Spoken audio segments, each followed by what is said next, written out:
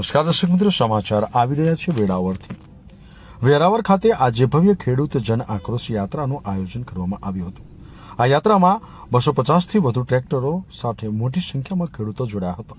ખેડૂતોના દેવા માફી અને પાક ધિરાણ માફીની માંગ સાથે આ યાત્રા યોજાઈ હતી।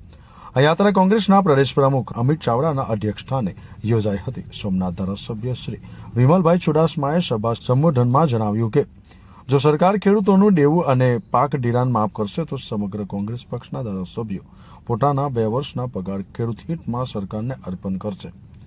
આ યાત્રામાં ટ્રેક્ટરો અને ગાડીઓની લાંબી કતારો જોવા મળી હતી। આ યાત્રા સોમનાથ પહોંચી ત્યાં સોમનાથ દાદાને નમન કરીને યાત્રાનો આગળનો પ્રસ્તાવન કાર્યક્રમ યોજાયો હતો। આગામી દિવસોમાં આ યાત્રા સૌરાષ્ટ્રના 11 જિલ્લાઓમાં પ્રવાસ કરશે અને દ્વારકા ખાતે ભવ્ય સભા સાથે સમાપન કરશે।